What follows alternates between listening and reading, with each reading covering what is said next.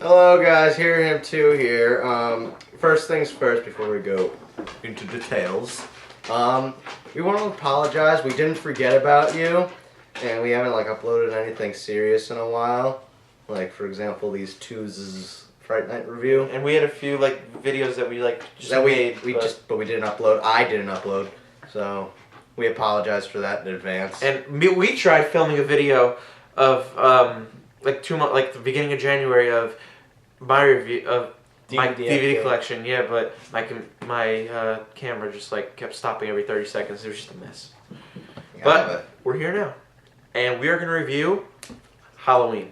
This is a 1978 horror film, independent, from John Carpenter.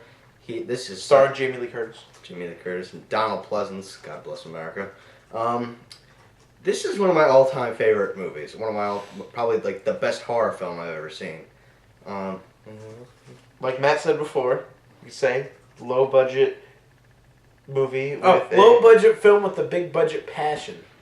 It's just so well put together and just has an atmosphere where it could just be so real. Basically, it's about a killer.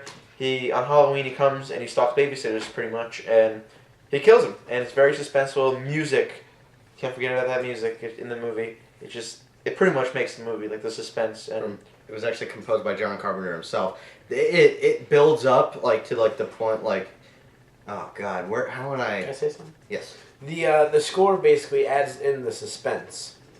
In the parts of the film where it's building up to the big scene, it'll have the the slow music moving on up into the big. It adds notes yeah.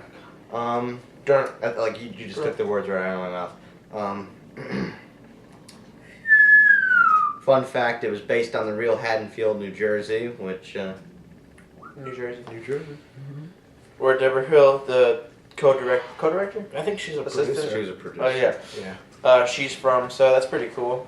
But so it takes place technically in Illinois, but it was filmed in California, and if you look closely, you can see palm trees. And license plates. Yeah. Another fun fact, Nightmare on Elm Street house and the babysitter's house in Halloween, you're 2 blocks away from each other in West Hollywood. That's awesome. We got to go there, by the way. Yeah. As soon as we graduate, we got to go to. Let's go right now. Let's get up right now. And the leads were fake in all the scenes, and the crew members had to chase around the whole entire block to get them and reuse them in every scene. It's fun, but yeah. Oh, when they're blowing in the wind. Mm-hmm. Okay, now I see where you're going. You could tell that And it was shot during springtime. a lot was put into it. Yeah, so it could release on Halloween. A lot was put into it, and a lot came out of it. Of course, some critics didn't appreciate it as much as some fans over time, and it had a lot of sequels and all that. And yeah, And surprisingly, I don't like Roger Ebert, but I've been reading a lot of his reviews lately, and I'm actually surprised. He actually enjoyed Halloween, and that's shocking to me because I guess the other slasher films are more gimmicky, which I can understand because this is actually a movie that most people take seriously. And one thing that I especially take seriously is the depth of Michael Myers' character. That whole scene when Dr. Loomis, Professor Loomis, or whatever you want to call him. Doctor, thank you. When he's discussing him, that is so it's hypnotic. Yeah. God. another thing that makes it suspenseful is you don't know a lot about Michael Myers at first until the second movie, which is basically. So yeah, only watch the second movie. If you want closure to the story, you can keep going. Oh, I didn't know what you were doing with that. Anyway, so basically, should I tell him about Halloween 2? Spoiler! As a spoiler, if you didn't see any of the Halloweens, stop this right now. Watch another video. From us. Yeah. From us. And subscribe. Yours truly. Anyway, it's basically takes place Halloween 1. After all the stalking and killing and all that, they leave us with a big cliffhanger, and you don't know where Michael Myers goes. But you find out in the sequel, Halloween 2, it takes us right where it left off in Halloween 1, and Michael Myers, he's still on the loose, and he's going to find the main person that he was chasing in what? Getting a shot. In the first movie, which is Jamie Lee Curtis, Laurie Strode, and you find out eventually that that's his sister, and he's just trying to It was the family. Sometimes you don't even really know, like, to kill or to like have his family together, which Rob Zombie's remake sort of explains that he wants his family together. But I don't know, just it's up to you. I haven't seen all the sequels, so I can't really be a part of this. Can I say something about the sequels? I'm gonna say something about the Go sequels. ahead. Don't ruin it for me. No, all the sequels It's are interesting. good in their own perspective, I guess you could say. Like if you take most people don't like Halloween 4, 5, and Curse of Michael Myers, which is 6.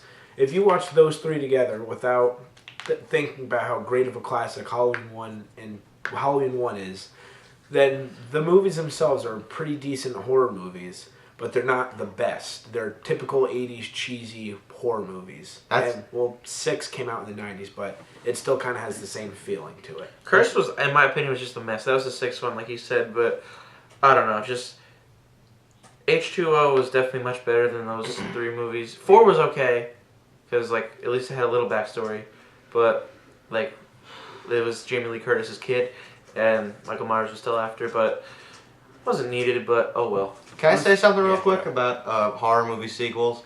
I'm talking specifically about 2 series. Well, no, 3. Nightmare on Elm Street. Oh, you're counting. Friday the 13th, and Halloween. Now, hold on. That's the Friday the 13th finger. There you go. I can't do that. Can't do it. Can't do it. Can't do it. Nope. Okay, Halloween and Nightmare on Elm Street.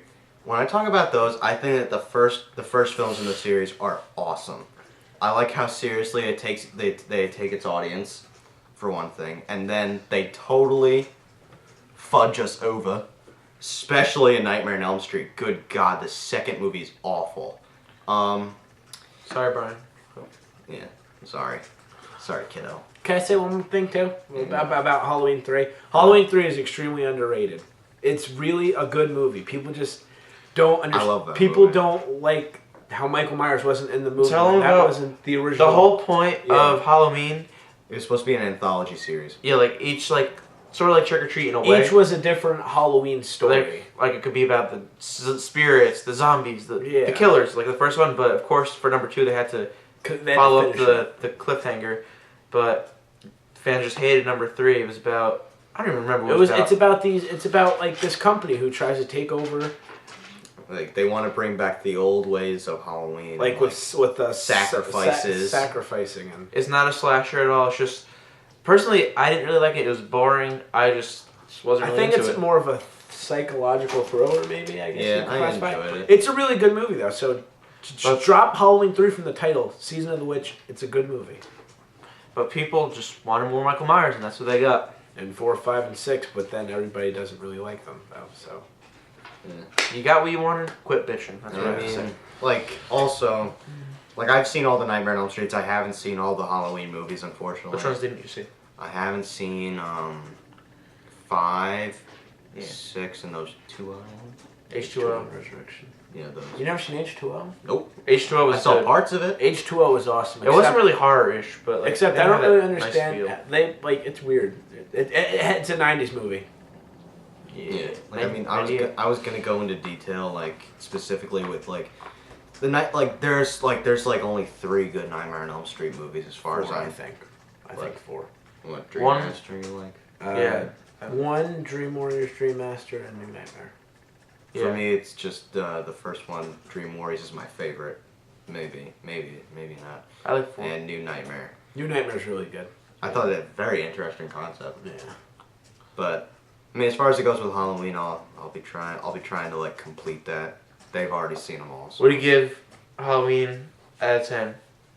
Oh, 10. I give it a 12. Perfect, low budget.